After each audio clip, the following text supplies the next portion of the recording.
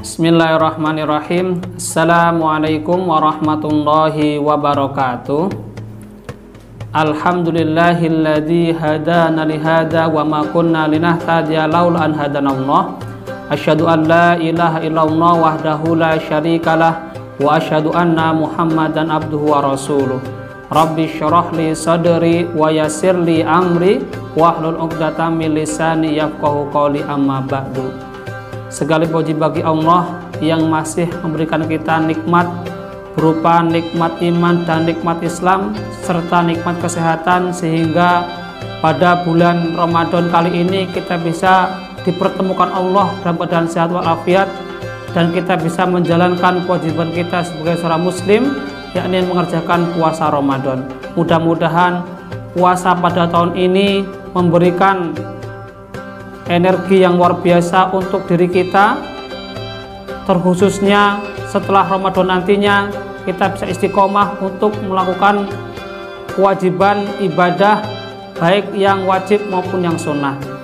Shalawat serta salam semoga senantiasa tetap tercurahkan beruswah kita Nabiullah Muhammad SAW yang kita nantikan syafaatnya di yaumul qiyamah kelak. Amin Allahumma amin.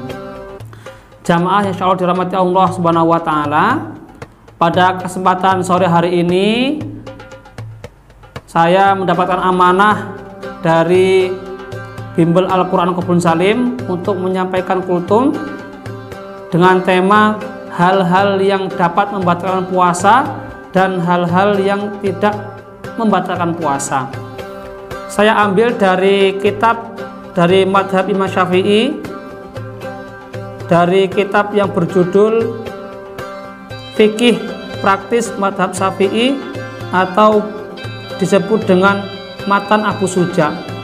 Di sini dijelaskan bahwasanya perkara-perkara yang membatalkan puasa itu yang pertama langsung saja, yakni adanya sesuatu yang masuk ke dalam tenggorokan dengan sengaja.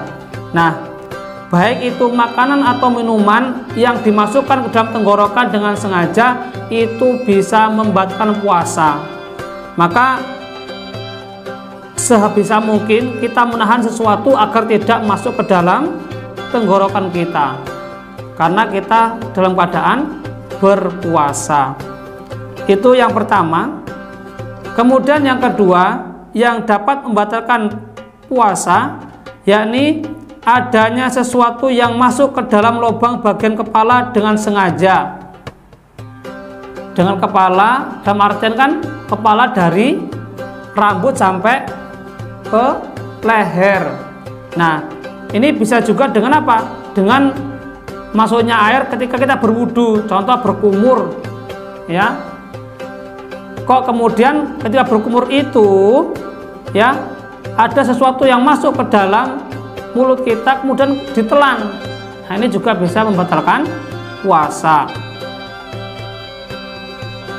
Walaupun dengan niatan tidak memasukkan, apalagi dengan yang disengaja, ini bisa membatalkan pahala puasa. Kemudian yang ketiga yang dapat membatalkan puasa, yakni menyuntikkan obat ke salah satu dari dua jalan, baik kubul dan zubur. Nah, ini juga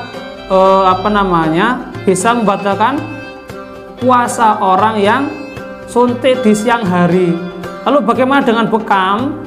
Nah, kalau dalam bekam itu yang saya pelajari itu kan mengeluarkan darah, beda dengan memasukkan. Berarti apa? Berarti kalau seseorang berbekam di siang hari di bulan puasa itu tidak membatalkan puasa, beda dengan menyuntikkan sesuatu yang masuk ke dalam badan kita, itu bisa membatalkan puasa. Kemudian yang keempat yang dapat membatalkan puasa, yakni apa? Muntah dengan sengaja. Contoh memasukkan jari-jari biar apa? Biar kesannya kita cepat muntah. Nah, dengan muntah itu apa? Maka dia batal puasanya.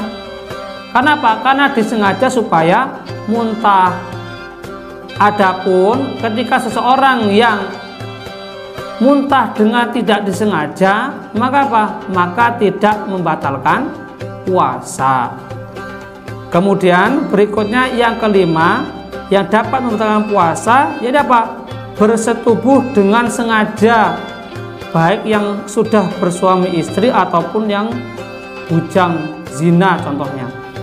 Maka apa? Bersetubuh ataupun melakukan hubungan di siang hari di bulan Ramadan, ini apa? Bisa membatalkan puasa dan harus dihindari, jangan sampai melakukan hal yang dapat membatalkan puasa itu sendiri. Kemudian yang berikutnya, yang keenam, yakni keluar mani karena mubasyarah, bermesraan dan bercumbu tanpa bersetubuh. Nah, walaupun niatnya tidak seperti itu, tetapi apa?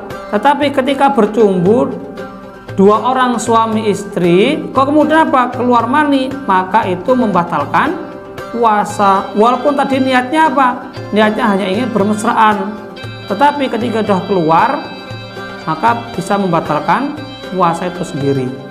Kemudian yang ketujuh, yang dapat membatalkan puasa, ini apa? Haid.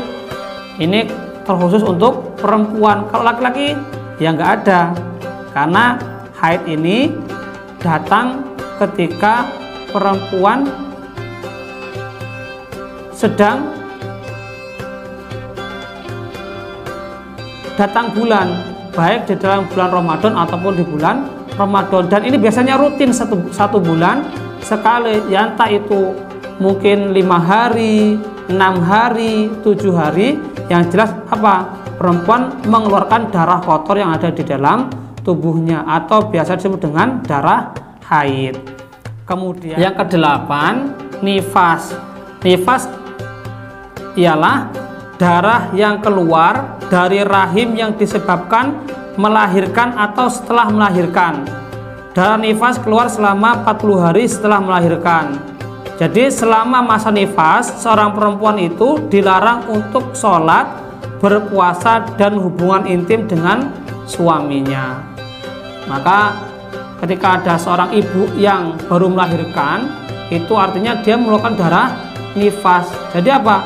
Jadi tidak ada kewajiban untuk berpuasa. Ketika berpuasa juga apa? Batal. Karena apa? Karena dia masih mengeluarkan darah ketika melahirkan anak, baik yang laki-laki maupun perempuan.